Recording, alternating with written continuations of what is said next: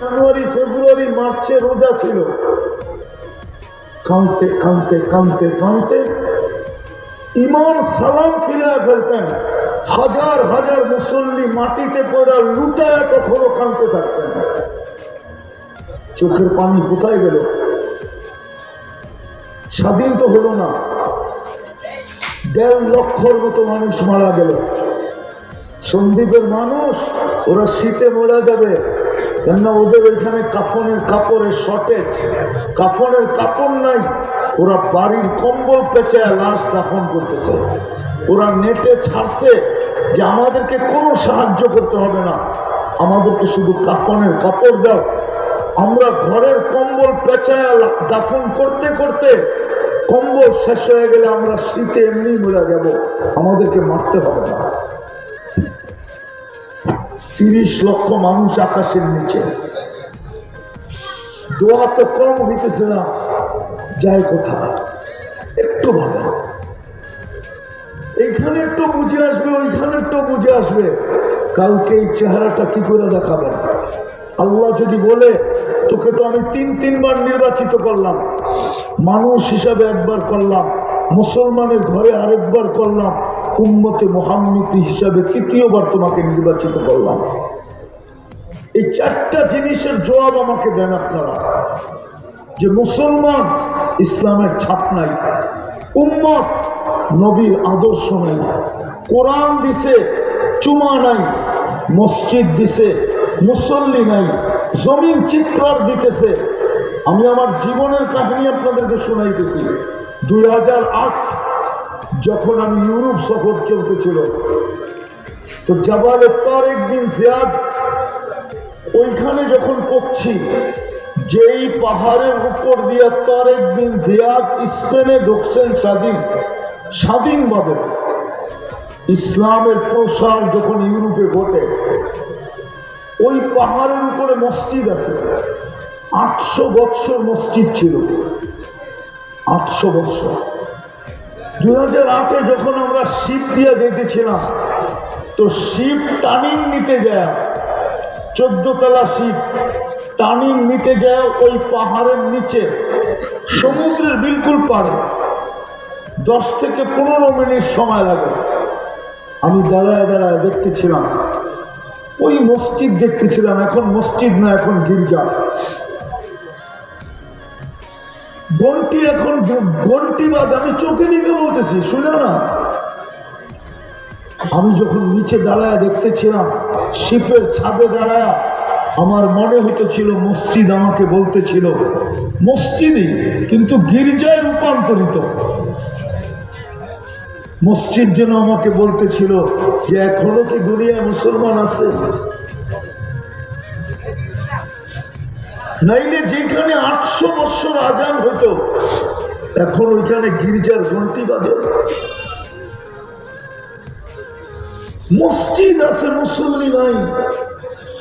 কোরআন দিলেন, চুমা নাই। সৈয়দুল আম্বিয়া দিলেন, ইমামুল আম্বিয়া দিলেন, সৃষ্টির সর্দার দিলেন, আরো বেনিফিট সহ দিলেন। বেনিফিট দেখানোর এখন সুযোগ নাই, নাইলে আপনাকে দেখানো যেত যে কত বেনিফিট আপনি পাইছেন, পাইতেছেন আর পাবেন। বেনিফিট পাইলেন আপনি মুহাম্মদুর রাসূলুল্লাহ পাওয়ার কারণে। চলেন একটা শুধু শুনে আদি, 1 রাত্র 83 বছর কার কারণে পাইলেন বলেন? মুহাম্মদুর আল্লাহর রাসূলের কারণেই তো 1 রাত্র 83 বছর। লাইলাতুল কদর কার কারণে পেলেন? কালামুল্লাহ কার কারণে পেলেন? আরে বলেন না, মুহাম্মদুর উনার কারণেই তো আপনি কালামুল্লাহ পেলেন। কিন্তু আদর্শ নাই, কোরআন আছে, চুমা নাই, মসজিদ আছে, মুসল্লি নাই। জমিন জিজ্ঞেস করে কবি লেখছেন, জমিন পুষ্টি হ্যায় নামাজি কহা হয়, অথচ আল্লাহ চিৎকার দিয়ে জিতা যাবে না। আপনি চিৎকার দিতে পারেন, হুঙ্কার দিতে পারেন, কিন্তু মাসলার সমাধান হবে না। এখন আমাদের কাছে একটাই রাস্তা আছে, একটা দুটা রাস্তা আছে আমাদের কাছে। প্রথম রাস্তা যেটা আমাদের কাছে আছে সেটা হলো প্রতিদিন তওবায় অভ্যস্ত হওয়া। তওবায়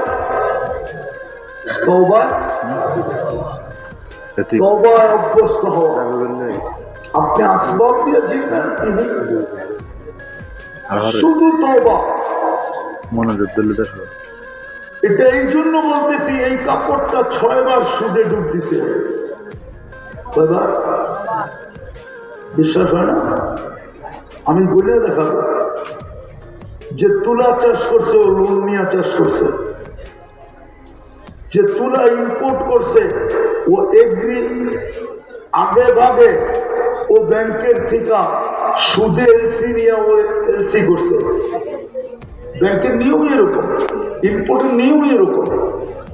আপনাকে ব্যাংকের মাধ্যমে এলসি দিতে হবে। 100% এলসি কেউ দেয় না, নিয়ম এরকম। দিলে আপনার পিছে লাগবে হোয়াইট মানি দেখাও, এত টাকা কই পাইলাম। এই জন্য ব্যাংকের মাধ্যমে এলসি দেয়, ওটাও সুদ।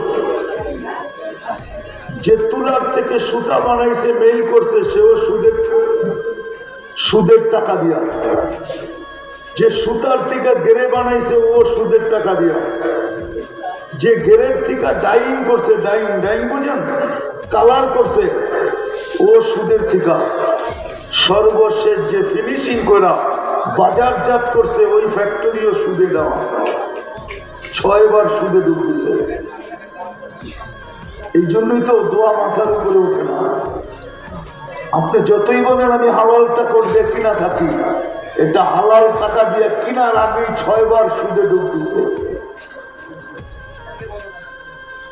শুধু একটা রাস্তা আমাদের কাছে এখন আছে, সবচেয়ে বড় যেটা, সেটা হলো ডেলি তওবায় অভ্যস্ত হওয়া। এখন তওবা করা আর ডেলি তওবায় অভ্যস্ত হওয়া। আল্লাহ সিস্টেম এমন হয়ে গেছে আমাদের বাঁচার কোনো রাস্তা নাই। এই জন্য আমরা তওবা করি, মাপ চাই। এক রাস্তা আছে শুধু মাপ চাওয়া। পারবেন চাইতে? কে কে পারবেন দেখি? পাক্কা সত্য? তাহলে আল্লাহকে বলে দেন, আল্লাহ অতীত থেকে তওবা করলাম। আরে বলেন।